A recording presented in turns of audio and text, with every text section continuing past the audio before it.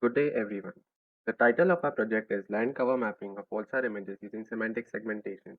Now we shall demonstrate the working model. The primary premise of this project is to develop a model that is able to bypass traditional surveying techniques to make use of polarimetric signatures associated with various land covers and classify various land covers using semantic segmentation. This is the methodology of our pipeline, and we will have a look at each of these aspects. Our deep learning pipeline consists of data pre-processing, deep learning, and data post-processing. Now let's have a look at data pre-processing. To begin with, we obtain fully polarized backscatter information from ALOS to satellite. Over here we have SHH, which represents horizontal transmit and horizontal receive. SHV and SVH represent vertical transmit or horizontal transmit and vertical receive or horizontal receive. And SVB represents vertical transmit and vertical receive. These represents the change in polarization. With the help of PolSAR Pro software, we are able to derive the T3 coherency matrix. The files that are highlighted are the elements of the T3 coherency matrix, but they are currently in the binary format. Using Python, we are able to convert binaries into usable image formats such as TIFF, which offer lossless translation, and then we can view these images as normal images. Again, using Python, we are able to stack all of those 9 elements together and create an n-dimensional tensor. Since we have 9 elements, we have 9 images stacked onto each other. Here we can see all of those elements.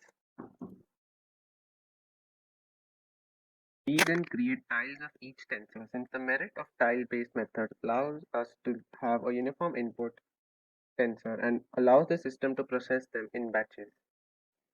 We then proceed to annotate input tiles for all the class labels present. We use Google Earth to determine the ground truth, and we annotate using MS Paint.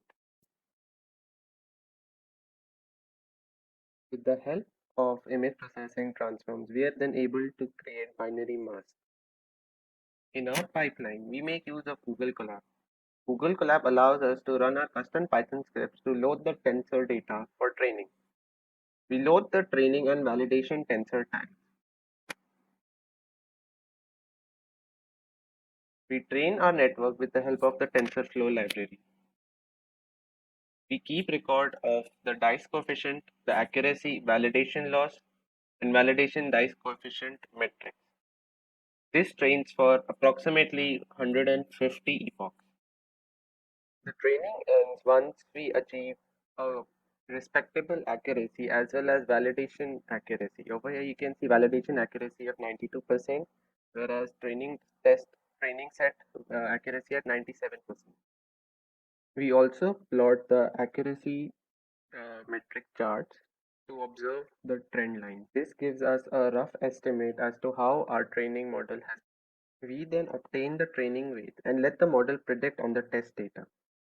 This is all a part of the test data. You can see how the model has predicted each of the tensors individually.